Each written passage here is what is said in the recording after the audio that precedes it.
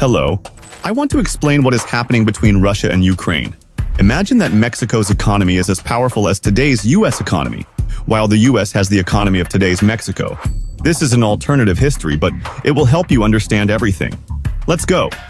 Since the early 1990s, Mexico has sought to reclaim its old territories that were ceded to the US, namely Texas, New Mexico, Arizona, Colorado, Utah, Nevada, and California. In these states, Spanish-language schools and Mexican cultural centers have opened, and military, police, and political figures are being recruited. In Washington, a corrupt president pushing a pro-Mexican agenda is in power. In 2013, the American people rise up against corruption and overthrow the president, who flees to Mexico by helicopter. Taking advantage of the temporary chaos in national leadership, in 2014, the Mexican army invades California, annexing the southern part of the state along with San Diego, citing the need to protect the region's Spanish-speaking population.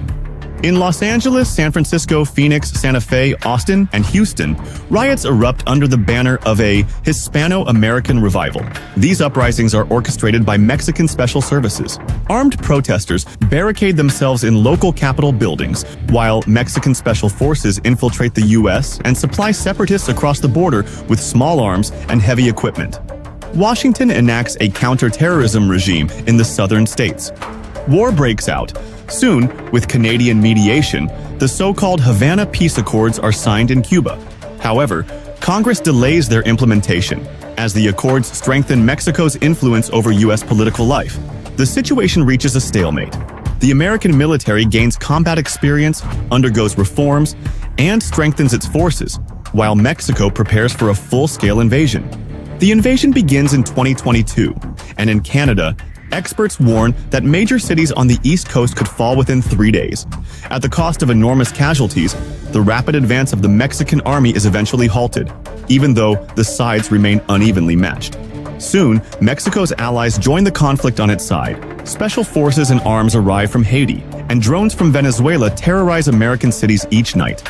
The Mexicans spare no ammunition. Entire cities are reduced to rubble. All states come under rocket attack, and civilians suffer heavy losses. Mexican forces target energy infrastructures, and in the dead of winter, New York plunges into darkness during a blackout. Canada promises arms to America but supplies too little for victory, adopting a "do not let Mexico win, neither let America lose the war" mindset. By 2025, neither side is capable of sustained combat.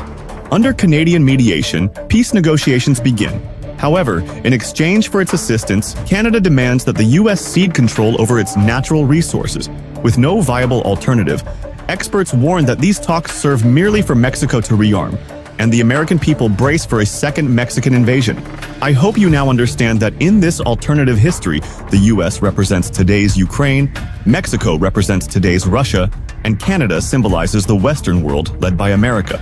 The real Ukraine awaits help from the real America in actual history.